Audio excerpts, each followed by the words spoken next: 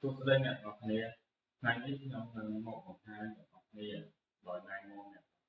thì cao của lo phá dưới cơn nghiêng về phát nát còn đọc môn cao của nó nát thì phá dưới cơn nghiêng về phát học về của lo phá dưới cơn phương học về phát học về để giúp bạn hai cao của lo nát ok tập lấy cái dương gì ông phi phá về cái tất thì nát tập bay cho luôn của loទី1យើងត្រូវការមាន email ណាយើងត្រូវការមាន email ដែល email នោះគឺជា email តែមួយគត់ដែលយើងស្គាល់ password គាត់អីត្រឹមត្រូវដែលយើងអាចបោះចូលក្នុងការប្រឡងបានហើយក៏ជា email តែមួយគត់ដែលយើងទុកប្រើប្រាស់សម្រាប់ការប្រឡងគឺចាប់តាំងពីពេលចាប់តាមប្រឡងរហូតដល់ប្រឡងបញ្ចប់ណាដោយយើងមិនអាចធ្វើការផ្លាស់ប្ដូរ email បានទេក្នុងកំឡុងពេលដែលយើងកំពុងតែប្រឡងផងនេះណាតែបើសិនជាសម្រាប់ឆ្នាំក្រោយទៀតបើយើងមានការប្រឡងទៀតអូខេបើយើងធ្វើការផ្លាស់ប្ដូរ email អត់ជាបញ្ហាទេនៅក្នុងគណៈពេលនោះតែបើយើងណាពេលដែលយើងកំពុងតែប្រឡងនេះគឺយើងប្រើប្រាស់ email តែមួយមកណាទី2គឺយើងត្រូវមានទូរស័ព្ទមួយឬក៏កុំព្យូទ័រមួយសម្រាប់គេសម្រាប់ធ្វើការប្រឡងណាបើយើងមានទូរស័ព្ទយើងប្រើប្រាស់ទូរស័ព្ទទៅតែបើសិនជាយើងមានកុំព្យូទ័រយើងមាន laptop មាន desktop អីហ្នឹងគឺយើងអាចប្រើប្រាស់វាទៅបានដែរណាអូខេទី2ទី3ទី3យើងត្រូវមានទូរស័ព្ទមួយផ្សេងទៀតឬក៏យើងត្រូវមានការរោឬក៏របស់ឯកសារយើងអាចរោបានដឹងថាចិត្តអត់ឬក៏អត់ណាដើម្បីដាក់អារម្មណ៍យើងត្រូវប្រុងប្រយ័ត្នពេលដោយសារតែហេតុអីដោយសារតែបើសិនជាយើងប្រឡងណាស់គឺមានម៉ោងរបស់សាលាមានអក្សរទីយើងដើរប្រមូលពីយើងក៏ប៉ុន្តែពេលយើងប្រឡងដោយខ្លួនឯងតាមជាអនឡាញគឺអត់មានណាទៅពីយើងទេអញ្ចឹងបើសិនជាយើងធ្វើភ្លេចខ្លួនណាដល់ម៉ោងហើយឬក៏ហួសម៉ោងហើយយើងអត់មានអត់ចូលទេអញ្ចឹងពេលហ្នឹងយើងកុំតម្រូវសាលាឬក៏បន្ទប់ system ហ្នឹងគឺយើងខ្លួនឯងដែលធ្វើលឿនមកណាអូខេឥឡូវសួរថាតើយើងត្រូវធ្វើអីគេខ្លះណាអ្វីខ្លះដែលយើងត្រូវធ្វើមុនពេលប្រឡងទី1គឺយើងនិយាយយើងត្រូវកំណត់នៅម៉ោងរោណាអញ្ចឹងខ្ញុំបើកនៅនាឡិកានេះមកខ្ញុំកំណត់ម៉ោងរោអញ្ចឹងការកំណត់ម៉ោងរោរបស់ខ្ញុំជាឧទាហរណ៍ថាយើងប្រឡងម៉ោង8ម៉ោង9គឺប្រឡងចប់អញ្ចឹងពេលហ្នឹងយើងអាចម៉ោងរោដល់យើងកំណត់ម៉ោង9គាត់តែកាលណាយើងដាក់ម៉ោង9គាត់គឺជាម៉ោងដែលប្រមូលអញ្ចឹងពេលហ្នឹងគឺជាម៉ោងដែលគេបတ်ហើយណាគឺជាម៉ោងដែលគេបတ်ហើយអញ្ចឹងពេលហ្នឹងពួកបីយើងម៉ោងគាត់យើងចុច submit យើងថាខ្ញុំចុច submit ម៉ោង9មិនអត់ឲ្យត្រូវចាំថាអ៊ីនធឺណិតដើរ server បែបនេះអញ្ចឹងវាធ្វើឲ្យវាធ្វើឲ្យយើង submit ទៅទីឡាអញ្ចឹងកុំពេលហ្នឹងក៏កុំបន្ទប់ system ឬបន្ទប់អីទេគឺបន្ទប់យើងគឺមកគាត់គឺយើង submit ណាអញ្ចឹងយើងត្រូវដាក់ឲ្យយើងដឹងសិនឲ្យយើងដឹងថានេះឲ្យចិត្តដល់មកណាចិត្តចាប់ដាក់មក8:55ឬក៏56 57អីទៅខ្ញុំទុករយៈពេល1នាទីឬ2នាទីដើម្បីឲ្យយើង submit ទៅមានភាពងាយស្រួល server ដើរទៅណាអូខេគឺបែបហ្នឹងអញ្ចឹងបើយើងដាក់ពុតតែម្ដងគឺជាមកគេបាត់អញ្ចឹងមកគេបាត់អញ្ចឹងពេលយើង submit ទៅ submit អត់ចូលទេណាអូខេអញ្ចឹងនេះគឺជារបៀបនៃការកំណត់ហើយបើសិនជាចិត្តដល់ម៉ោងហើយយើងទៅសល់ប្រមាណចំនួនទៀតដែលយើងទទួលឬក៏យើងមិនចេះទេគេមកទេណាបើពលណាគឺទីយកអស់ណាហើយចុចនេះណាគឺអញ្ចឹងនេះគឺជាវាការកំណត់ម៉ោងរោហើយបើយើងមានលក្ខណៈរោមានអីយើងកំណត់តាមលក្ខណៈយើងទៅណាកំណត់តាមលក្ខណៈយើងទៅគឺបែបហ្នឹងទី2គឺចាប់ដើមស យើងយកមកប្រឡងម្ដងសម្រាប់ទូរស័ព្ទដែលយើងយកមកប្រឡងគឺមានពីរទីមួយទូរស័ព្ទហ្នឹងគឺយើង share hotspot ទៅឲ្យកុំព្យូទ័រយើងទីពីរគឺយើងប្រើប្រាស់ទូរស័ព្ទហ្នឹងសម្រាប់ប្រឡងតែម្ដងណាចំណុចដែលយើង share hotspot ទៅឲ្យទូទៅឲ្យគេទៅឲ្យកុំព្យូទ័រយើងនឹងប្រើប្រាស់ទូរស័ព្ទដោយយើងធ្វើឯកភាព Wi-Fi អញ្ចឹងដើម្បីឲ្យមានភាពងាយស្រួលគឺយើងប្រើប្រាស់ slide មកណាយើងប្រើប្រាស់ slide មកអញ្ចឹងពេលយើងដាក់ slide មកហើយយើងអាចប្រើ Wi-Fi បានណាយើងអាចប្រើ Wi-Fi បានអញ្ចឹងពេលយើងប្រើ slide មកជាយើងកាត់ខលចូលណាជាយើងកាត់ខលចូលព្រោះពេលយើងកំពុងតែប្រឡងតែមានខលចូលដាក់ណាតែមានខលចូលដាក់អញ្ចឹងបើសិនតែយើងទៅចាក់អាប្រឡងពីខលចូលទៀតណាអត់បញ្ហាចុះបើសិនតែយើងប្រឡងមកជិតដល់ម៉ោងហើយប្រឡងមក8ម៉ោង9ចប់តែម៉ោង8:50ឬក៏ម៉ោង8:55តែពីខលចូលមកបាត់អាចនឹងមានបញ្ហាទេណាព្រោះគេអាចជាយើង refresh page ឡើងវិញតែ refresh page ឡើងវិញគឺស្មើនឹង0វាទៅតាមណាអញ្ចឹងដើម្បីការពារជាយើងមានបញ្ហាហ្នឹងគឺដាក់ slide ណាតែបើសិនជាយើងប្រើប្រាស់និច្ចកាលទូរស័ព្ទបើយើងប្រើប្រាស់ឯកសារទូរស័ព្ទអញ្ចឹងសូមថាយើងធ្វើយ៉ាងម៉េចបើយើងប្រើប្រាស់ឯកសារទូរស័ព្ទអញ្ចឹងយើងត្រូវ set up នៅ program មួយគឺ program call blocker អញ្ចឹងយើងអាច set up ទៅហើយយើងកំណត់តាមទៅណាខ្ញុំមិននិយាយឡើងទេអ្នកនរគ្នាសម្រាប់អ្នកដែលមិនទាន់បានមើលវីដេអូដែលខ្ញុំបង្ហាញពី call blocker ហ្នឹងយើងអាចទៅមើលវីដេអូមុនដែលវីដេអូមុនហ្នឹងបានបង្ហាញពីរបៀបនៃការ set up របៀបនៃការប្រើប្រាស់ call blocker អញ្ចឹងពេលដែលយើង block call គឺរាល់ការ call ចូលទាំងអស់គឺមិនអាច call ចូលបានទេអញ្ចឹងយើងប្រើអ៊ីនធឺណិតសេរីអញ្ចឹងយើងប្រឡងទៅសេរីណាអូខេអត់មានអីការចាំបាច់ក្នុងរយៈពេល1ម៉ោងអីហ្នឹងទេអញ្ចឹងបិទវាចោលទៅផលពេលដែលយើងប្រឡងចប់ចាំយើងបើកវាត្រឡប់មកវិញអញ្ចឹងពេលហ្នឹងគឺរួចរាល់ណាអូខេអញ្ចឹងនេះគឺជាដំណាក់កាលទី2ណាចូលដល់ដំណាក់កាលទី3តើអ្វីខ្លះទៅដែលយើងត្រូវធ្វើក្នុងពេលប្រឡងណាអ្វីខ្លះទៅដែលយើងត្រូវធ្វើក្នុងពេលប្រឡងគឺក្នុងពេលប្រឡងយើងត្រូវតែបំពេញទៅរាល់តម្រូវការ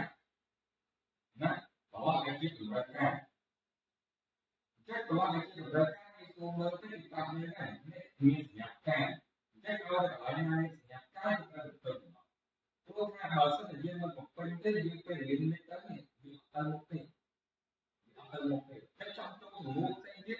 គឺអត់ទៅទេអញ្ចឹងឥឡូវខ្ញុំឧទាហរណ៍ថាខ្ញុំបំពេញឈ្មោះខ្ញុំទៅ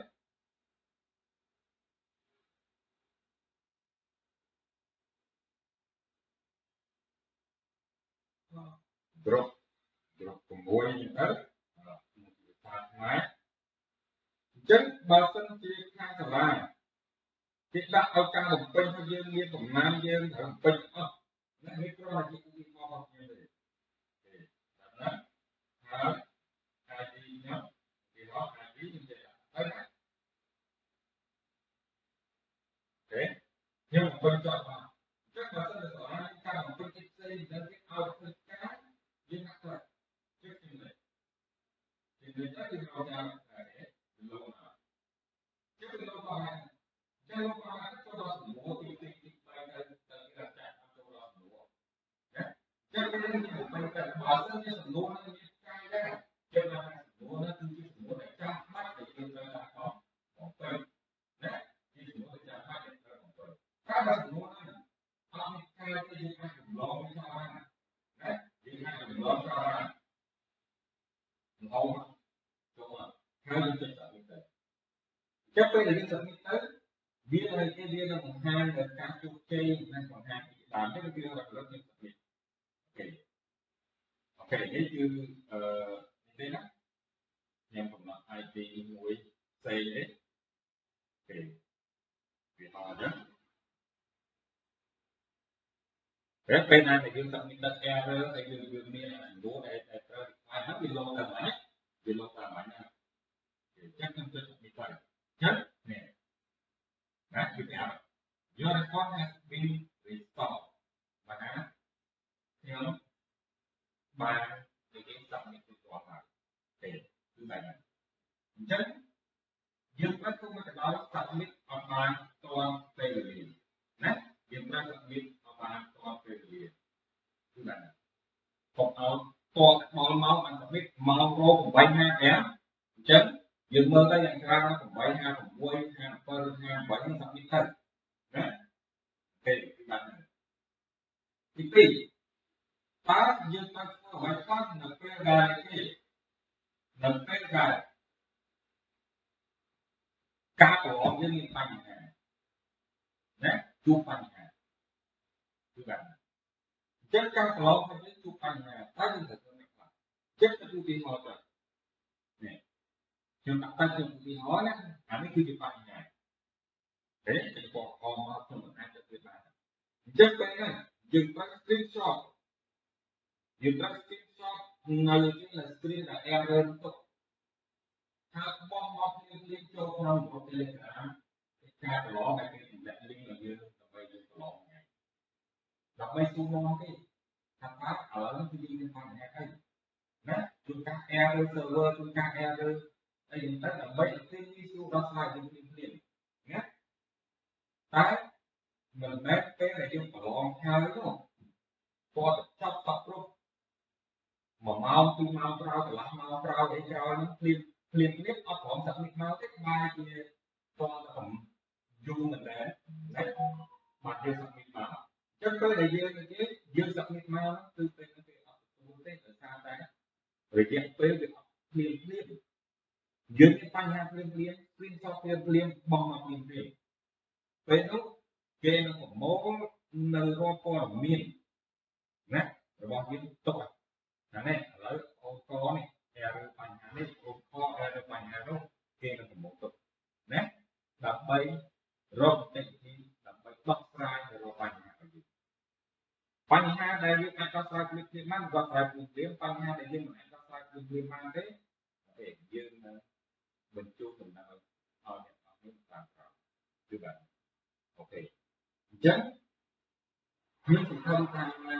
អ្នកនរគ្នានឹងយល់នៅអ្វីដែលខ្ញុំបានរៀបរាប់នេះទេបាទបើអ្នកនរគ្នានៅមានចំណងអ្នកនរគ្នាអាចជួបតក៏បានឬក៏សួរទៅក្នុងក្រុម Telegram ក៏បានដែរណាអូខេអញ្ចឹងសូមបងប្អូនគ្នាទទួលបាននៅជោគជ័យទាំងអស់គ្នាក្នុងការប្រឡងនិងសូមឲ្យជៀសផុតពី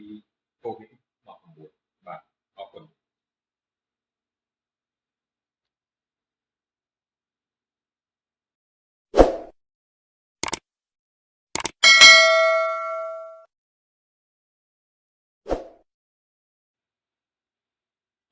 ទោះស្ដីអ្នកនរគ្នា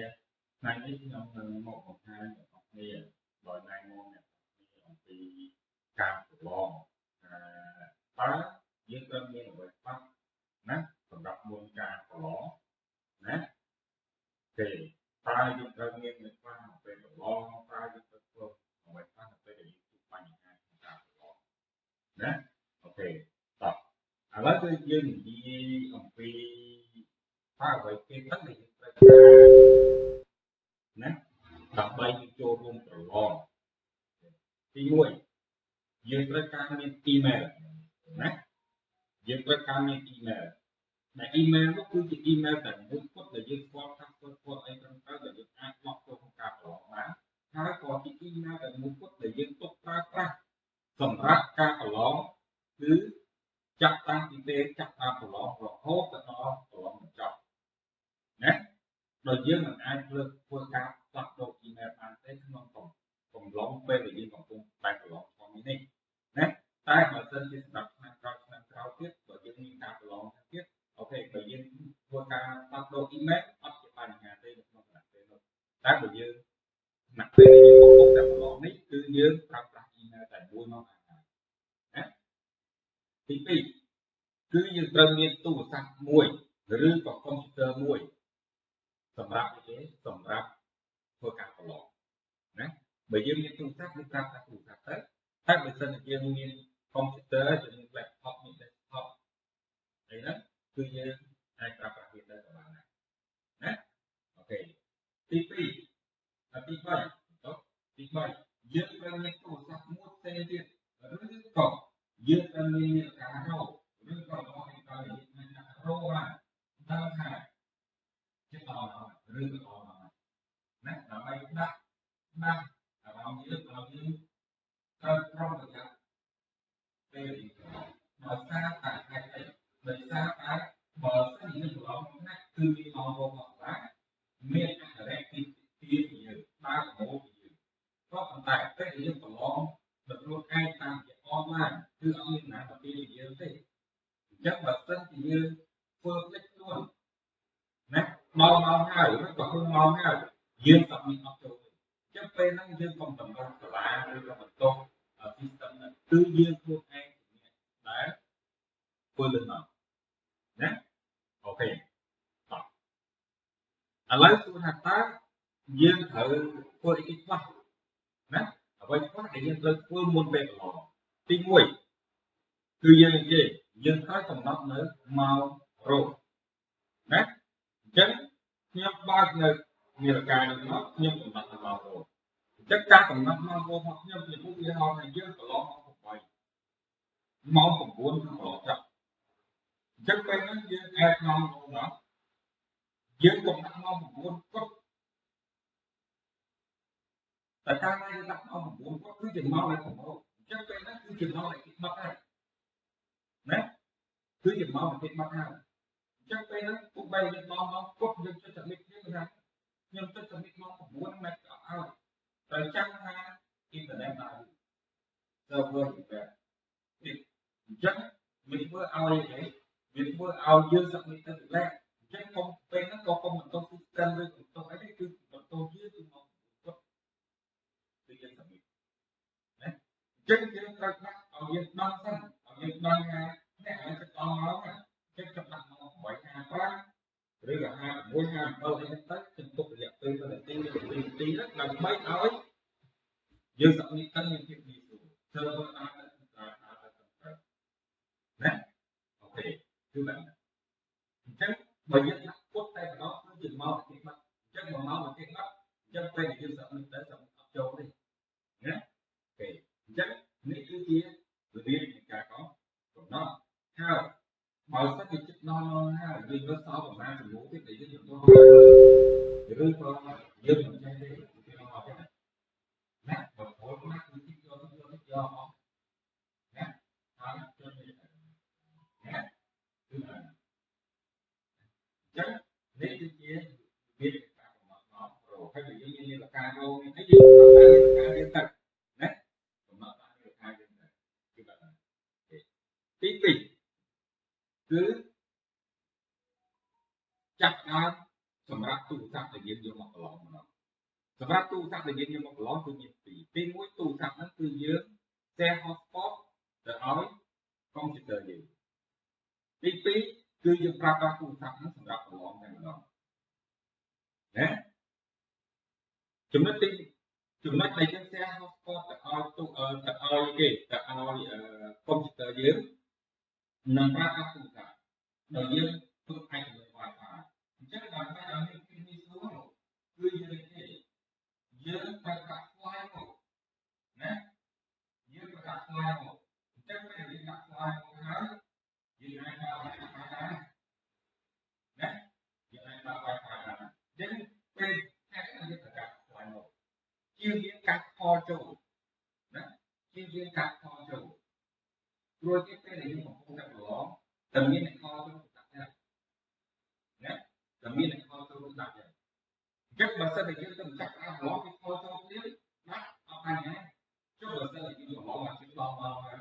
ប្រឡងម៉ោង8ម៉ោង9ចប់តែម៉ោង8:50ឬក៏ម៉ោង8:55តែពីខលចូលមកបាត់អាចនឹងមានបញ្ហាទៅណាព្រោះគេអាចគេនិយាយពី refresh page ឡើងវិញតែ refresh page ឡើងវិញគឺស្មើនឹង0វាទៅតាមណាអញ្ចឹងដើម្បីការពារជាងយើង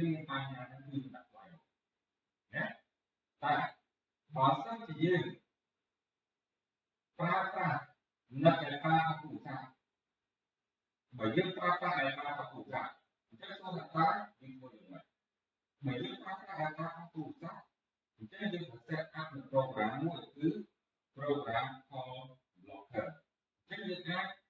set up ទៅហើយយើងកំណត់តាមទៅណាខ្ញុំមិននិយាយឡើងវិញទេអ្នកទាំងនេះសម្រាប់អ្នកដែលមិនទាន់បានមើលនៅវីដេអូ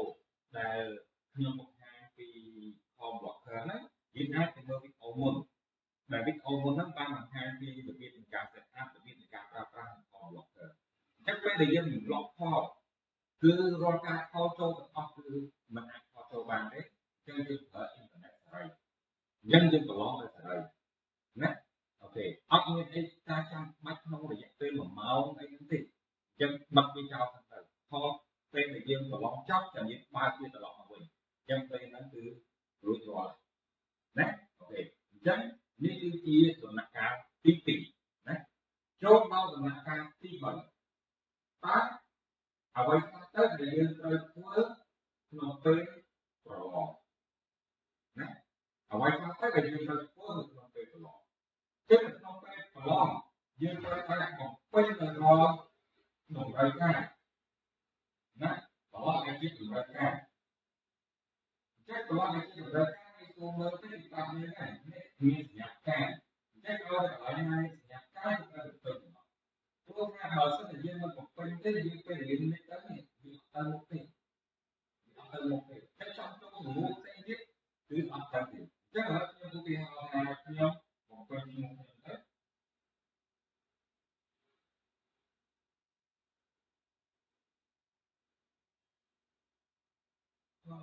drop 6ទៅភាសាខ្មែរអញ្ចឹងបើសិនជាខាងសាលាគេដាក់ឲ្យការបំពេញរបស់យើងមានប្រមាណយើងត្រូវបំពេញអស់នេះគ្រាន់តែជាឧទាហរណ៍របស់ខ្ញុំទេណាហើយ ID ខ្ញុំគេហៅ ID ខ្ញុំចេះហើយណាអូខេខ្ញុំបំពេញចោលមកអញ្ចឹងបើសិនជាសាលាការបំពេញផ្សេងទៅគេឲ្យធ្វើការយើងដាក់ទៅជិះជំនួយជំនួយទៅគេហៅថាលោកជិះលោកបានចឹងលោកបានចូលដល់សំណួរទី3ទៅគេចាក់ចូលដល់សំណួរណាចឹងពេលនេះខ្ញុំបំពេញតែបើសិនជាសំណួរនឹងមានការដែរចឹងថាសំណួរនោះគឺជាសំណួរដែលចាំបាច់ដែលយើងត្រូវដាក់ផងបំពេញណាជាសំណួរដែលចាំបាច់ដែលត្រូវបំពេញតែបើសំណួរនោះអត់មានការដែលយើងអាចចម្លងចោលបានណាយើងអាចចម្លងចោលបានល្អចូលមកហើយយើងចុចដាក់នេះទៅចឹងពេលដែលយើងចុចនេះទៅវាឲ្យគេវានឹងបង្ហាញដល់ការជោគជ័យនិងបង្ហាញពីដើមនេះគឺរកលើកនេះអូខេនេះគឺនេះទេណាខ្ញុំកំណត់ ID មួយផ្សេងនេះអូខេវាអត់ចឹងពេលណាដែលយើងដាក់ error ហើយយើងមានចំនួនដែលត្រូវហើយហ្នឹងវាលោកតាមណាវាលោកតាមណាចឹងខ្ញុំចុចនេះទៅចឹងនេះណាគឺប្រាប់ Your record has been restored បាទណាខ្ញុំបាននិយាយសម្រាប់ទីទាត់ហើយទេគឺបែបហ្នឹងអញ្ចឹងយើងត្រូវធ្វើមកដល់ submit អត់បានទាន់ពេលវេលាណាយើងត្រូវ submit អត់បានទាន់ពេលវេលាគឺបែបហ្នឹងកុំឲ្យតបដល់មកបាន submit មករក8:55អញ្ចឹងយើងមើលទៅយ៉ាងច្រើន8:56 57 58ហ្នឹង submit ទៅណាពេលគឺបែបហ្នឹងទី2តើយើងត្រូវធ្វើអ្វីខ្លះនៅពេលដែលការប្រឡងយើងមានបញ្ហាណាជួបបញ្ហាគឺបែបហ្នឹងអញ្ចឹងការប្រឡងរបស់យើងជួបបញ្ហាតើយើងត្រូវធ្វើម៉េចខ្លះចិត្តទៅទីហោទៅនេះ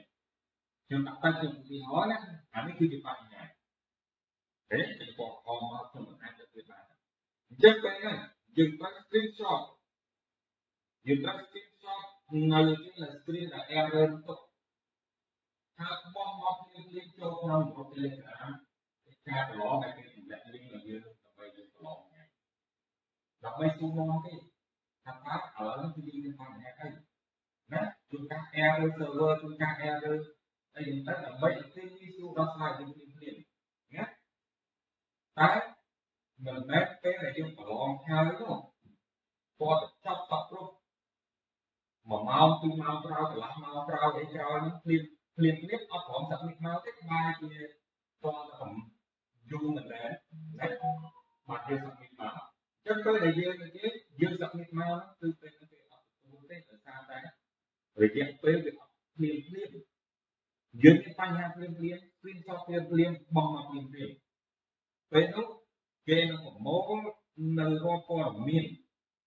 ណារបស់យើងទុកហ្នឹងឯងឥឡូវអូនកនេះerrorបញ្ហានេះអូកerrorបញ្ហានោះគេនឹងប្រមូលទុកណាដើម្បីរកតិចទីដើម្បីដោះស្រាយទៅរកបញ្ហារបស់យើងបញ្ហាដែលយើងអាចដោះស្រាយភ្លាមបានដោះស្រាយភ្លាមបញ្ហាដែលយើងមិនអាចដោះស្រាយភ្លាមបានទេយើងនឹងបញ្ជូនដំណើរឲ្យអ្នកអរគុណតាមក្រោយគឺបាទអូខេអញ្ចឹងខ្ញុំសង្ឃឹមថាអ្នកអរគុណនឹងយល់នៅអ្វីដែលខ្ញុំបានរៀបរាប់នេះទេបាទបើអ្នកអរគុណនៅនេះចំណងអ្នកអរគុណអាចជួបក៏បានឬក៏សួរទៅក្នុងក្រុម Telegram ក៏បានដែរណាអូខេអញ្ចឹងសូមអូនអរគុណទទួលបាននៅជោគជ័យរបស់គ្នាក្នុងការប្រឡងនិងសូមឲ្យជៀសផុតពី COVID-19 បាទអរគុណ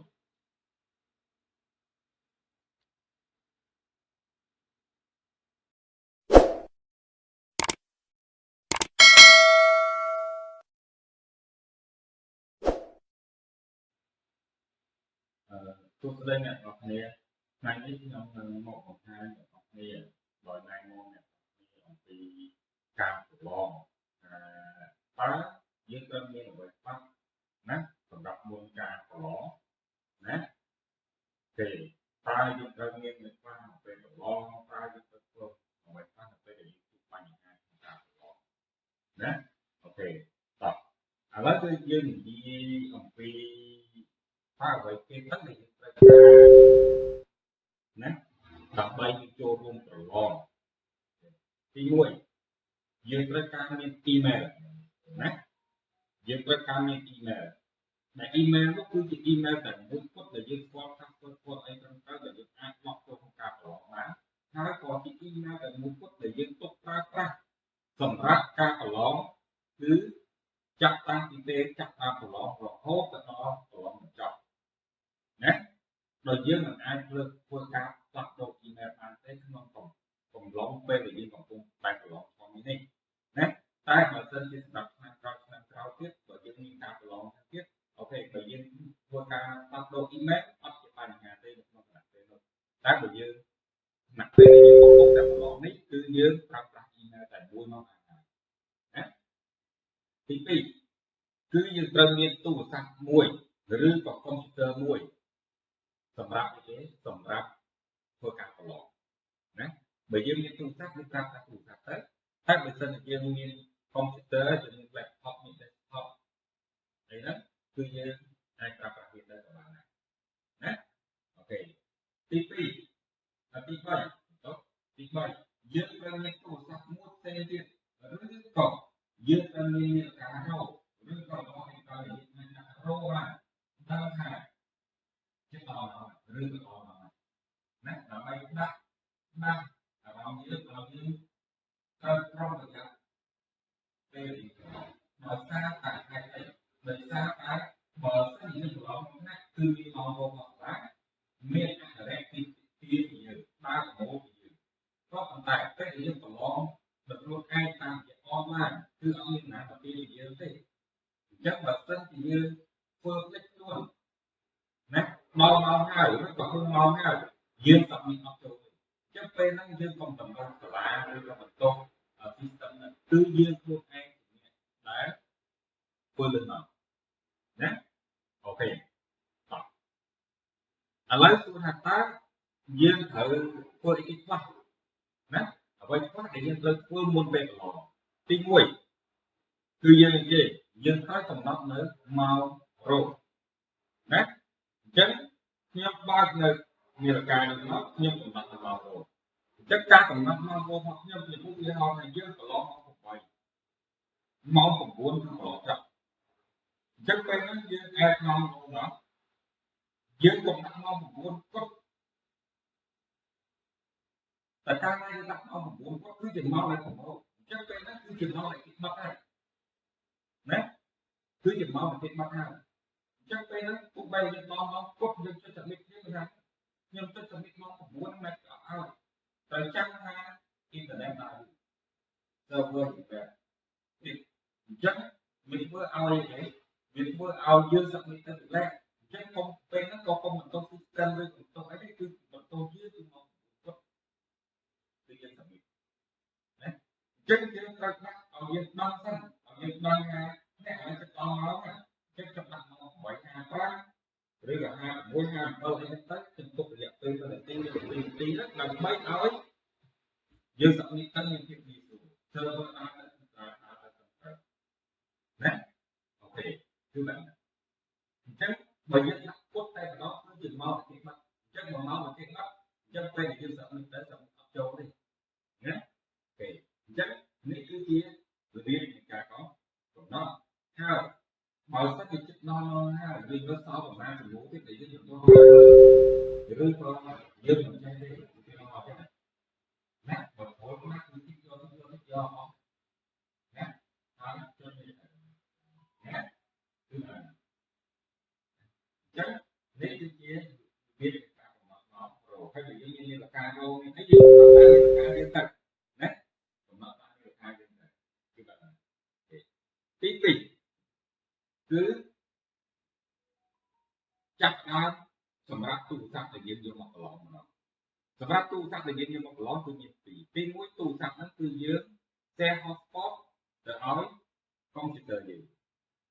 ទីពីរគឺយើងប្រើប្រាស់ទូរស័ព្ទហ្នឹងសម្រាប់ប្រឡងតែម្ដងណាចំណុចទីចំណុចដែលយើង share hotspot ទៅឲ្យទូទៅឲ្យគេទៅឲ្យកុំព្យូទ័រយើងនឹងប្រើប្រាស់ទូរស័ព្ទដោយយើងធ្វើឯកភាព Wi-Fi អញ្ចឹងដើម្បីឲ្យមានភាពងាយស្រួលគឺយើងប្រើប្រាស់ file មកណាយើងប្រើប្រាស់ file មកអញ្ចឹងពេលយើងដាក់ file មកហើយយើងអាចប្រើ Wi-Fi បានណាយើងអាចប្រើ Wi-Fi បានអញ្ចឹងពេលតែយើងប្រើ file មកជាងយើងកាត់ខលចូលណាជាងយើងកាត់ខលចូលព្រោះពេលយើងកំពុងតែប្រឡងតែមានខលចូលដាក់ដែរណាតែមានខលចូលដាក់ដែរអញ្ចឹងបើសិនតែយើងទៅចាប់អាប្រឡងពីខលចូលទៀតណាអត់បញ្ហាចុះបើសិនតែយើងប្រឡងមកជិះដល់មកហើយប្រឡងមក8ដល់9ចាប់តែមក8:50ឬក៏មក8:45តែពីខលចូលមកបាត់អាចនឹងមានបញ្ហាទេណាព្រោះគេអាចគេយើង refresh page ឡើងវិញចឹងតែ refresh page ឡើងវិញគឺស្មើនឹង0វាទៅតាម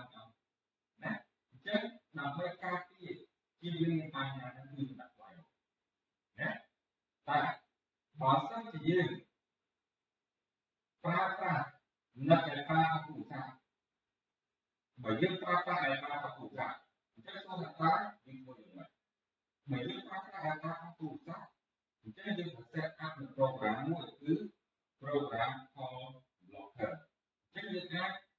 set up ទៅហើយយើងកំណត់តាមទៅណាខ្ញុំមិននិយាយឡើងវិញទេអ្នកនរគ្នា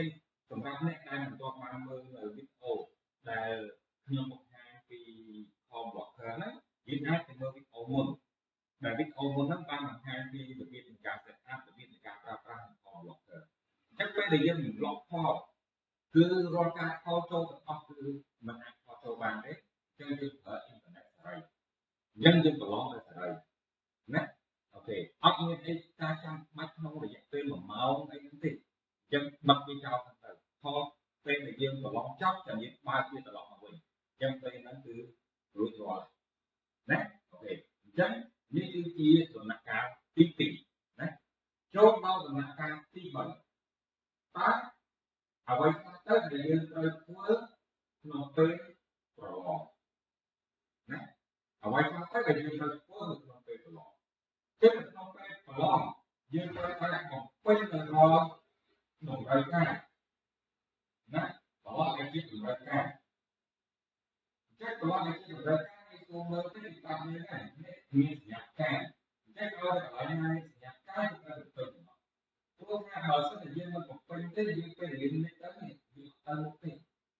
វាអត់ទៅមុខទេតែចាំចូលជំនួសផ្សេងទៀតគឺអត់ទៅទេចឹងឥឡូវខ្ញុំឧទាហរណ៍ថាខ្ញុំបំពេញឈ្មោះខ្ញុំទៅ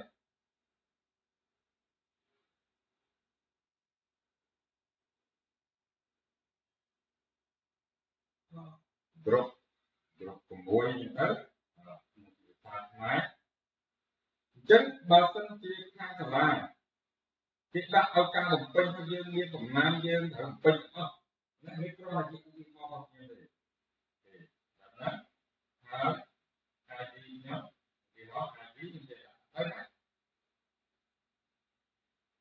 អូខេខ្ញុំបំពេញចោលបានអញ្ចឹងបើសិនជាសាលាការបំពេញផ្សេងទៅគេឲ្យធ្វើការយើងហាក់ត្រូវជឿខ្ញុំនេះជានិយាយទៅគេហៅថាលោកណាជឿលោកបានចឹងលោកបានចូលដល់សំណួរទី3ទៅទៅចាក់ចូលដល់សំណួរណា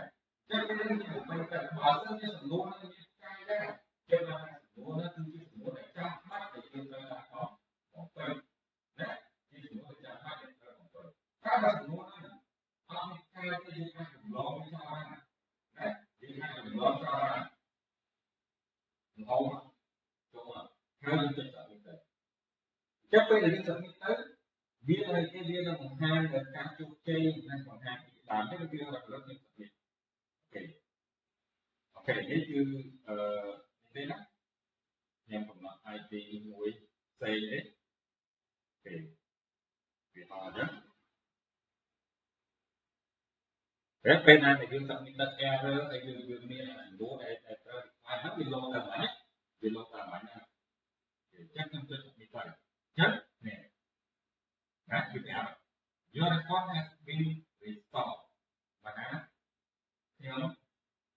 បាននិយាយសកម្មភាពរបស់ហើយទេគឺបែបហ្នឹងអញ្ចឹងយើងត្រូវធ្វើមកដល់ submit អត់បានទាន់ពេលវេលាណាយើងត្រូវ submit អត់បានទាន់ពេលវេលាគឺបែបហ្នឹងកុំឲ្យតល់ដល់មកបាន submit មករោ8:55អញ្ចឹងយើងមើលទៅយ៉ាងច្រើន8:56 57 58នឹង submit ទៅណាពេលគឺបែបហ្នឹងទី2តើយើងត្រូវធ្វើអ្វីខ្លះនៅពេលដែលការប្រឡងយើងមានបញ្ហាណាជួបបញ្ហាគឺបែបហ្នឹងអញ្ចឹងការប្រឡងរបស់យើងជួបបញ្ហាតែយើងត្រូវធ្វើមិនខ្លះចិត្តទៅទីហោទៅនេះខ្ញុំដាក់តែជាទីហោណាអានេះគឺជាបញ្ហាទេតែពណ៌អមមកខ្ញុំមិនអាចទៅបានអញ្ចឹងពេលហ្នឹងយើងត្រូវ screenshot នៅលើ screen ដែល error ទុកហើយបោះមកលីងចូលក្នុងប្រព័ន្ធ Telegram ការប្រឡងដែលគេតម្លាក់លីងឲ្យយើងដើម្បីយើងប្រឡងហ្នឹងដើម្បីសួរមកទេថាតើឥឡូវនេះគឺយើងមានបញ្ហាអីណាជួនកាល error server ជួនកាល error អីហ្នឹងទៅដើម្បីឲ្យគេងាយស្រួលដោះស្រាយយើងភ្លាមៗណាតែមិនមែនពេលដែលយើងប្រឡងហើយនោះគាត់ចាប់តបគ្រប់1ម៉ោង2ម៉ោងក្រោយកន្លះម៉ោងក្រោយអីក្រោយហ្នឹងភ្លាមអត់ព្រមសាប់នេះមកទេបែរជាតតែយូរមែនដែរណាបាទយើងសាប់នេះមកអញ្ចឹងពេលដែលយើងសាប់នេះមកគឺពេលហ្នឹងគេអត់ទទួលទេដោយសារតែរយៈពេលវាអត់ភ្លាមយើងមានបញ្ហាភ្លាមscreenshotភ្លាមបោះមកភ្លាមពេលនោះគេនឹងប្រមូលនៅរាល់ព័ត៌មានណារបស់យើងទុកណានេះឥឡូវអូនកនេះ error បញ្ហានេះអូក error បញ្ហានោះគេនឹងប្រមូលទុកណាដើម្បីរកវិធីដើម្បីដោះស្រាយទៅរកបញ្ហារបស់យើងបញ្ហាដែលយើងអាចដោះស្រាយភ្លាមបានដោះស្រាយភ្លាមបញ្ហាដែលយើងមិនអាចដោះស្រាយភ្លាមបានទេយើងនឹង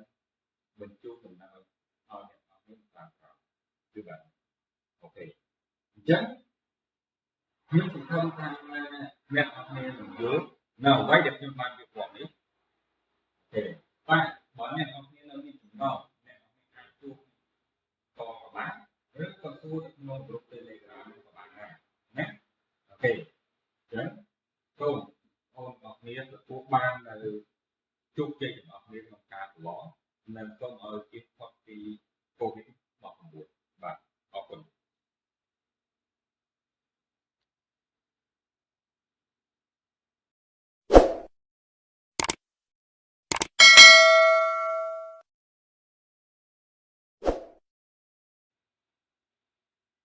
ទូស្ដីអ្នកនរគ្នាថ្ងៃនេះខ្ញុំនឹងមកបង្ហាញអ្នកនរគ្នាដោយណែនាំអ្នកនរគ្នាអំពីការប្រឡងតើយើងត្រូវមានអ្វីខ្លះណាសម្រាប់មុនការប្រឡងណាទេតើយើងត្រូវមានអ្វីខ្លះនៅពេលប្រឡងតើយើងត្រូវធ្វើអ្វីខ្លះនៅពេលដែលយើងជួបបញ្ហាក្នុងការប្រឡងណាអូខេតោះឥឡូវគឺយើងនិយាយអំពីតើអ្វីគេទៅដែលយើងត្រូវណាដើម្បីចូលរួមប្រឡងទី1យើងត្រូវការមាន email ណាយើងត្រូវការមាន email ដែល email នោះគឺជា email តែមួយគត់ដែលយើងស្គាល់ថាធ្វើអីត្រឹមត្រូវដែលយើងអាចបោះចូលក្នុងការប្រឡងបានហើយក៏ជា email តែមួយគត់ដែលយើងទុកប្រើប្រាស់សម្រាប់ការប្រឡងគឺចាប់តាំងពីពេលចាប់តាមប្រឡងរហូតដល់ប្រឡងបញ្ចប់ណាដោយយើងមិនអាចធ្វើការផ្លាស់ប្ដូរ email បានទេក្នុងកំឡុងពេលដែលយើងកំពុងតែប្រឡងក្នុងនេះណាតែបើសិនជាសម្រាប់ឆ្នាំក្រោយទៀតបើយើងមានការប្រឡងទៀតអូខេបើយើងធ្វើការផ្លាស់ប្ដូរ email អត់ជាបញ្ហាទេនៅក្នុងខណៈពេលនោះតែបើយើងខណៈពេលដែលយើងកំពុងតែប្រឡងនេះគឺយើងប្រើប្រាស់ email តែមួយមកហើយណាទី2គឺយើងត្រូវមានទូរស័ព្ទមួយឬក៏កុំព្យូទ័រមួយសម្រាប់អីគេសម្រាប់ធ្វើការប្រឡងណាបើយើងមានទូរស័ព្ទយើងប្រើប្រាស់ទូរស័ព្ទទៅតែបើសិនជាយើងមានកុំព្យូទ័រយើងមាន laptop មាន desktop អីហ្នឹងគឺយើងអាចប្រើប្រាស់វាទៅក៏បានដែរណាអូខេទី2ទី3យើងត្រូវមានទូរស័ព្ទមួយផ្សេងទៀតឬក៏យើងត្រូវមានការរោឬក៏របស់ឯករាជ្យមានការរោបានដឹងថាចិត្តដល់ឬក៏ដល់ណាដើម្បីដាក់អារម្មណ៍យើងឲ្យយើងត្រូវប្រុងប្រយ័ត្នពេលដោយសារតែហេតុអីដោយសារតែបើសិនជាប្រឡងណាគឺមានមករកមកសាមានអក្សរពីយើងដើរប្រមូលពីយើងក៏ប៉ុន្តែពេលយើងប្រឡងដោយខ្លួនឯងតាមជាអនឡាញគឺអត់មានណាពីយើងទេអញ្ចឹងបើសិនជាយើងធ្វើភ្លេចខ្លួនណាមកហើយឬក៏ខ្លួនមកហើយយើងអត់មានអត់ចូលទេអញ្ចឹងពេលហ្នឹងយើងកុំតម្រូវសាលាឬក៏បន្ទប់ system ហ្នឹងគឺយើងខ្លួនឯងដែលធ្វើលឿនមកណាអូខេតោះឥឡូវសួរថាតើយើងត្រូវធ្វើអីខ្លះណាអ្វីខ្លះដែលយើងត្រូវធ្វើមុនពេលប្រឡងទី1គឺយើងនិយាយយើងត្រូវកំណត់នៅម៉ោងរោណាអញ្ចឹងខ្ញុំបើកនៅនាឡិកានេះមកខ្ញុំកំណត់ម៉ោងរោអញ្ចឹងការកំណត់ម៉ោងរោរបស់ខ្ញុំជាឧទាហរណ៍ថាយើងប្រឡងម៉ោង8ម៉ោង9គឺប្រឡងចប់អញ្ចឹងពេលហ្នឹងយើងអាចម៉ោងរោដល់យើងកំណត់ម៉ោង9គាត់តែការដែលយើងដាក់ម៉ោង9គាត់គឺជាម៉ោងដែលប្រមូលអញ្ចឹងពេលហ្នឹងគឺជាម៉ោងដែលគេបិទហើយណាគឺជាម៉ោងដែលគេបិទហើយអញ្ចឹងពេលហ្នឹងទោះបីយើងម៉ោងគាត់យើងចុច submit គ្នាថាខ្ញុំចុច submit ម៉ោង9មិនអត់ឲ្យតែចាំថាអ៊ីនធឺណិតដើរ server ទៅអញ្ចឹងវាធ្វើឲ្យវាធ្វើឲ្យយើង submit ទៅលេខអញ្ចឹងកុំពេលហ្នឹងក៏កុំបន្ទប់ system ឬបន្ទប់អីទេគឺបន្ទប់យើងគឺមកគាត់គឺយើង submit ណាអញ្ចឹងយើងត្រូវដាក់ឲ្យយើងដឹងសិនឲ្យយើងដឹងថាអ្នកឲ្យចិត្តដល់ម៉ោងចិត្តចាប់ដាក់ម៉ោង8:55ឬក៏56 57អីទៅជំទុករយៈពេល1នាទីឬ2នាទីហ្នឹងដើម្បីឲ្យយើង submit ទៅមានភាពងាយស្រួល server អាចទៅណាអូខេគឺបែបហ្នឹងអញ្ចឹងបើយើងដាក់ពុតតែម្ដងគឺជាម៉ោងគេបាត់អញ្ចឹង1ម៉ោងគេបាត់អញ្ចឹងពេលយើង submit ទៅ submit អត់ចូលទេណាអូខេអញ្ចឹងនេះគឺជារបៀបនៃការកំណត់ហើយបើសិនជាចិត្តដល់ម៉ោងហើយយើងទៅសល់ប្រហែលចំនួនទៀតដែលយើងទទួលឬក៏យើងមិនចេះទេពីមកអត់ទេណាបើព្រោះណាគឺទីយកអស់ណាហើយចុចនេះណាគឺអញ្ចឹងនេះគឺជាវាការកំណត់ម៉ោងប្រូហើយយើងមានលក្ខណៈរោនេះយើងកំណត់តាមលក្ខណៈយើងទៅណាកំណត់តាមលក្ខណៈយើងទៅគឺបែបហ្នឹងទី2គឺចាប់ដើមសម្រាប់ទូរ សម្រាប់ទូរស័ព្ទដែលយើងយកមកប្រឡងគឺមានពីរទី1ទូរស័ព្ទហ្នឹងគឺយើង share hotspot ទៅឲ្យកុំព្យូទ័រយើងទី2គឺយើងប្រើប្រាស់ទូរស័ព្ទហ្នឹងសម្រាប់ប្រឡងតែម្ដងណាចំណុចដែលយើង share hotspot ទៅឲ្យទូទៅឲ្យគេទៅឲ្យកុំព្យូទ័រយើងនឹងប្រើប្រាស់ទូរស័ព្ទដោយយើងធ្វើឯកភាព Wi-Fi អញ្ចឹងដើម្បីឲ្យមានភាពងាយស្រួលគឺយើងត្រូវដាក់ file មកណាយើងត្រូវដាក់ file មកអញ្ចឹងពេលយើងដាក់ file មកហើយយើងអាចដាក់ Wi-Fi បានណាយើងអាចដាក់ Wi-Fi បានអញ្ចឹងពេលតែយើងត្រូវដាក់ file មកជៀសវាងការខលចូលណាជៀសវាងការខលចូលព្រោះពេលដែលយើងកំពុងតែប្រឡងតែមានអ្នកខលចូលដាក់ដែរណាតែមានអ្នកខលចូលដាក់ដែរអញ្ចឹងបើសិនតែយើងទៅចាប់អាប្រឡងពីខលចូលទៀតណាអត់បញ្ហាចុះបើសិនតែយើងប្រឡងមកជិះដល់ម៉ោងហើយប្រឡងមក8ដល់9ចប់តែម៉ោង8:50ឬក៏ម៉ោង8:45តែពីខលចូលមកបាត់អាចនឹងមានបញ្ហាទេណាព្រោះគេអាចនិយាយ refresh page ឡើងវិញតែ refresh page ឡើងវិញគឺស្មើនឹង0វាទៅតាមណាអញ្ចឹងដើម្បីការពារជាយើងមានបញ្ហាហ្នឹងគឺដាក់ໄວណាតែបើសិនជាយើងប្រើប្រាស់និច្ចកាលទូរស័ព្ទ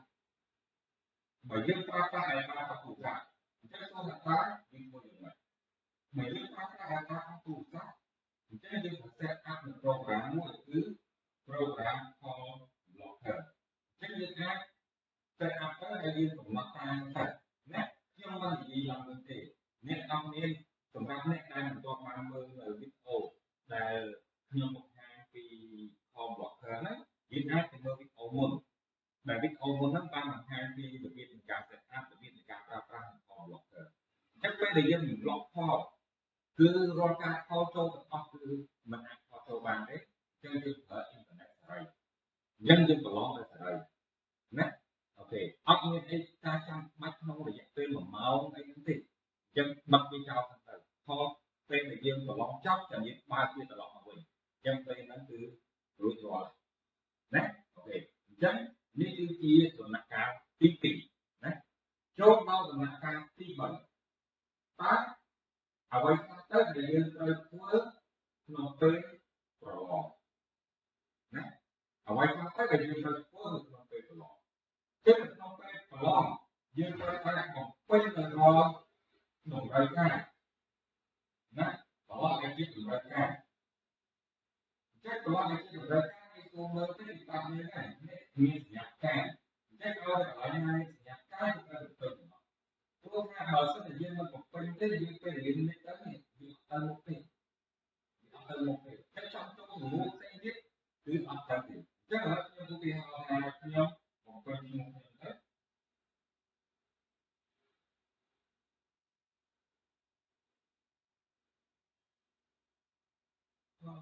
drop 6ហ្នឹងទៅភាសាខ្មែរអញ្ចឹងបើសិនជាខាងសាលាគេដាក់ឲ្យការបំពេញរបស់យើងមានប្រមាណយើងត្រូវបំពេញអស់នេះគ្រាន់តែជាឧទាហរណ៍របស់ខ្ញុំទេណាហើយID ខ្ញុំឧទាហរណ៍ ID ខ្ញុំចេះទៅណាអូខេខ្ញុំបំពេញចោលបានអញ្ចឹងបើសិនជាសាលាការបំពេញផ្សេងទៅទៀតឲ្យធ្វើការយើងដាក់ទៅជិះជំនួយទៅយើងរកតាមលោកណាជិះលោកបានចឹងលោកបានចូលដល់សំណួរទី3ទៅរកចាក់ចូលដល់សំណួរណាចឹងយើងបំពេញតែបើសិនជាសំណួរនឹងមានការដែរចឹងថាសំណួរនោះគឺជាសំណួរដែលចាំបាច់ដែលយើងត្រូវដាក់ផងបំពេញណាជាសំណួរដែលចាំបាច់ដែលត្រូវបំពេញតែបើសំណួរនោះអត់មានការទេយើងអាចចម្លងវាចោលបានណាយើងអាចចម្លងចោលបានរហូតចូលហើយយើងចុចដាក់ទៅចឹងពេលដែលយើងsubmitទៅវាឲ្យគេវានឹងបង្ហាញដល់ការជោគជ័យនិងបង្ហាញពីដើមនេះគឺរកលឹកយើង submit អូខេនេះគឺនេះណាខ្ញុំកំណត់ ID មួយផ្សេងនេះអូខេវាអត់ចឹង Rất bên này thì chúng ta mình đặt error hay dương miền là đủ để ai hết bị lộn làm máy bị lộn làm máy nha chắc chắn tôi bị vậy chết nè đã bị ảo your response has been restored và đã theo ba cái tập mình tự chọn lại để thứ này chết dương bắt không có nói submit ở bài toàn về liền nè dương ta submit ở bài toàn về liền thứ này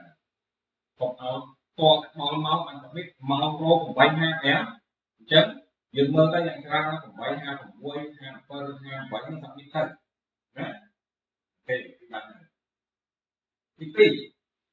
ta dương ta có bài phát là cái gài cái là cái gài cá của ông dân nghiệp bằng hàng nè chụp bằng hàng thứ này chất cá của ông hay chụp bằng hàng ta dùng thật là chất cái chụp đi họ rồi nè chúng ta chụp đi họ nè anh ấy cứ chụp bằng hàng thế thì bỏ họ mà không được ai chụp được lại chất cái này dùng các screenshot dùng các screenshot này là screen là error tốtถ้าบองบลิงก์โจมเราอยู่ในเลยนะการหลอกในเป็นแบบลิงก์เราเยอะเราไปดูหลอกไงเราไม่ซูมองที่ทำพักởที่ลิงก์ทำยังไงนะจุดการแอร์เซิร์ฟเวอร์จุดการแอร์ไอ้ยังตั้งแต่ไม่ที่ซูเราใส่ลิงก์เปลี่ยนเนี่ยแต่mình biết cái này chúng ta lon theo đúng không qua chấp tập luôn mà mau tu mau trao là mau trao để trao những liên tiếp ở phòng tập mình mau cái bài thì cho nó cũng dùng mình để đấy mà chưa tập mình mà chắc tới đây dương như thế dương tập mình mau nó từ từ nó về học từ từ từ xa đấy rồi diễn tới việc học liên tiếp dương cái phanh ha liên cho liên bằng mặt liên tới lúc kia nó cũng mố nơi ro co miền nè rồi bao nhiêu tốt này lấy ô có này er bằng này ô có er bằng này kia là một tục nè là bay rồi cái gì là bay bắt ra rồi bằng ha đây như anh có sai clip thì mang có sai clip tiếng bằng ha đây như anh có sai clip mang thế để như mình chú mình là ở những sản phẩm như vậy ok chắc nhưng cũng không tham nhận học nghề mình dưới nào quay được nhưng mà việc quản lý để bạn bọn nhận học nghề là gì cũng nào nhận học nghề hai chu to của bạn rất có số được nông group telegram của bạn này nhé ok đấy câu học nghề là của bạn là chúc trình học nghề một cả của nó nên không ở cái hoặc thì covid một buổi và học phần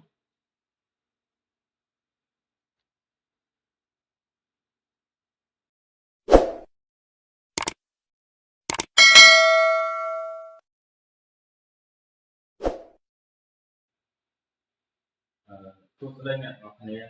này ít trong một hoặc hai học nghề rồi này môn này học thì cao của lo phá với cơn như là vậy pháp nè còn gặp môn cao của nó nè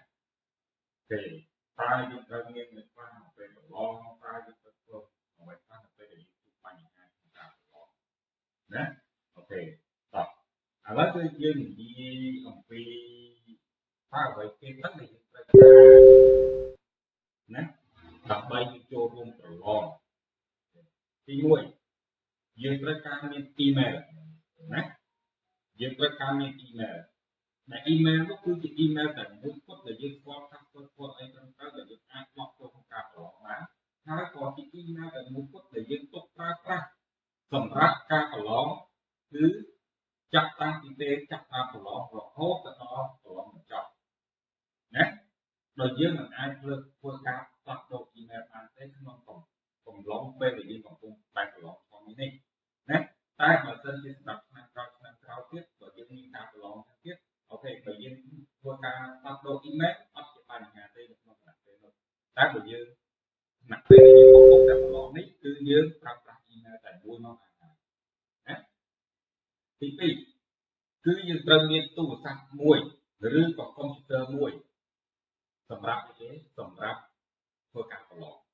ណាបើយើងមានទូរស័ព្ទយើងប្រាប់ថាទូរស័ព្ទទៅតែបើសិនជាយើងមានកុំព្យូទ័រយើងមាន laptop មាន desktop អីហ្នឹងគឺយើងអាចប្រើប្រាស់វាទៅក៏បានដែរណាអូខេទី2ទី3ទី3យើងត្រូវមានទូរស័ព្ទមួយផ្សេងទៀតឬក៏យើងត្រូវមានការរកឬក៏របស់ឯកសារយើងអាចរកបានដឹងថាចិត្តដល់ឬក៏ដល់ណាដើម្បីដាក់អារម្មណ៍យើងត្រូវប្រុងប្រយ័ត្នពេលដោយសារតែហេតុអីដោយសារតែបើសិនជាប្រឡងណាគឺមានម៉ោងរបស់សាលាមានអក្ខរៈទីពីយើងដើរប្រមូលពីយើងក៏ប៉ុន្តែពេលយើងប្រឡងដោយខ្លួនឯងតាមរយៈអនឡាញគឺអត់មានណាទៅពីយើងទេអញ្ចឹងបើសិនជាយើងធ្វើភ្លេចខ្លួនណាដល់ម៉ោងហើយឬក៏ហួសម៉ោងហើយយើងអត់មានអត់ចូលអញ្ចឹងពេលហ្នឹងយើងកុំតម្រូវសាលាឬក៏បន្ទប់ system ហ្នឹងគឺយើងខ្លួនឯងដែលធ្វើលឿនមកណាអូខេឥឡូវសួរថាតើយើងត្រូវធ្វើអីខ្លះណាអ្វីខ្លះដែលយើងត្រូវធ្វើមុនពេលប្រឡងទី1គឺយើងនិយាយយើងត្រូវកំណត់នៅម៉ោងរោណា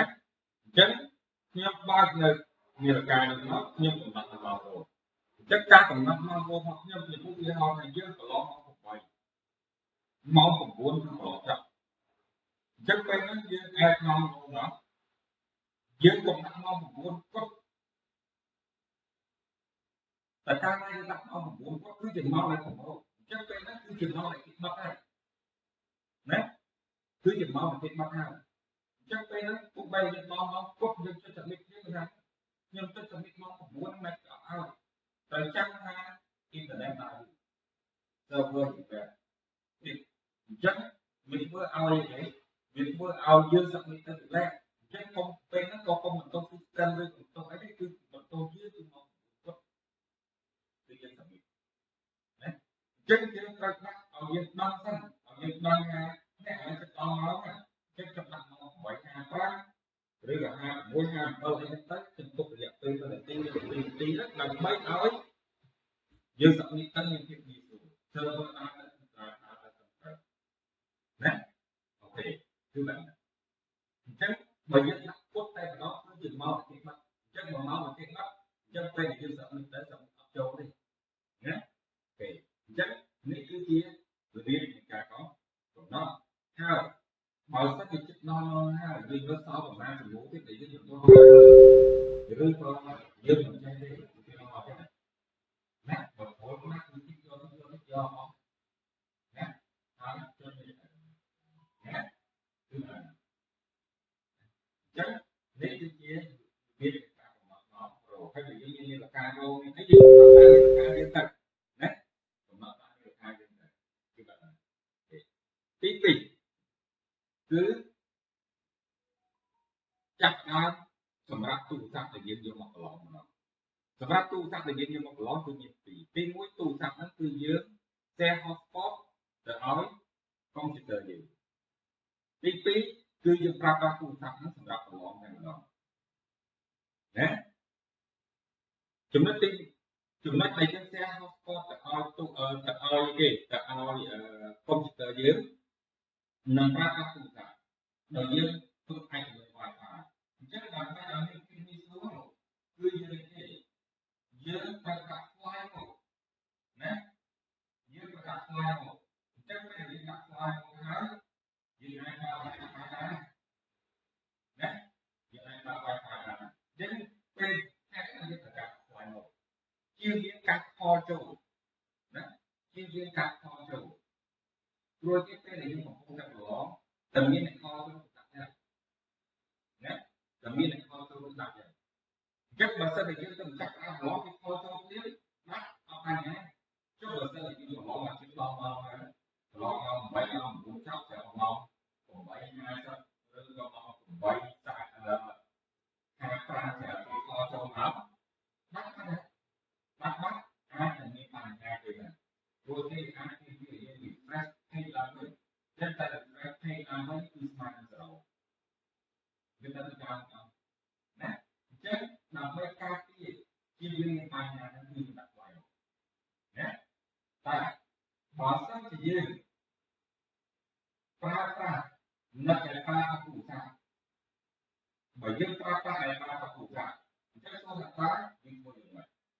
màយើងប្រើប្រាស់ data ក្នុងទូរស័ព្ទអញ្ចឹងយើងត្រូវ set up នៅ program មួយគឺ program call blocker អញ្ចឹងយើងអាច set up ទៅហើយយើងកំណត់តាមទៅណាខ្ញុំមិននិយាយឡើងវិញទេអ្នកនរគ្នាសម្រាប់អ្នកដែលមិនទាន់បានមើលវីដេអូដែលខ្ញុំបង្ហាញពី call blocker ហ្នឹងយើងអាចទៅមើលវីដេអូមុនដែលវីដេអូមុនហ្នឹងបានបង្ហាញពីរបៀបនៃការ set up របៀបនៃការប្រើប្រាស់ call blocker អញ្ចឹងពេលដែលយើង block call គឺរាល់ការ call ចូលទាំងអស់គឺមិនអាច call ចូលបានទេអញ្ចឹងយើងប្រើ internet សេរីអញ្ចឹងយើងប្រឡងទៅសេរីណាអូខេអត់មានអីការចាំបាច់ក្នុងរយៈពេល1ម៉ោងអីហ្នឹងទេអញ្ចឹងបិទវាចោលទៅ call ពេលដែលយើងប្រឡងចប់ចាំយើងបើកវាត្រឡប់មកវិញអញ្ចឹងពេលហ្នឹងគឺរួចរាល់ណាអូខេអញ្ចឹងនេះគឺជាដំណាក់កាលទី2ណាចូលដល់ដំណាក់កាលទី3តើអ្វីខ្លះទៅដែលយើងត្រូវធ្វើក្នុងពេលប្រឡងណាអ្វីខ្លះទៅដែលយើងត្រូវធ្វើក្នុងពេលប្រឡងគឺក្នុងពេលប្រឡងយើងត្រូវតែបំពេញនៅរាល់តម្រូវការ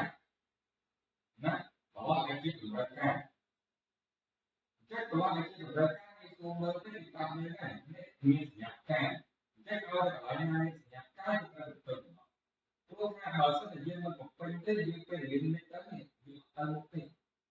វាអត់ទៅមុខទេតែចង់ចូលជំនួសផ្សេងទៀតគឺអត់ទៅទេអញ្ចឹងឥឡូវខ្ញុំឧទាហរណ៍ថាខ្ញុំបំពេញឈ្មោះខ្ញុំទៅ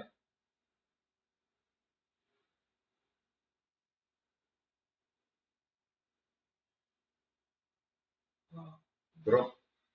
6អញ្ចឹងទៅភាសាខ្មែរអញ្ចឹងបើសិនជាខាងសាលាគេដាក់ឲ្យការបំពេញឲ្យយើងមានប្រមាណយើងត្រូវបំពេញអស់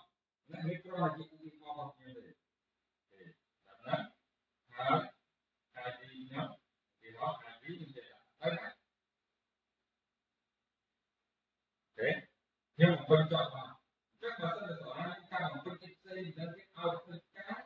យើងដាក់ទៅជិះជំនួយទៅយើងហៅថា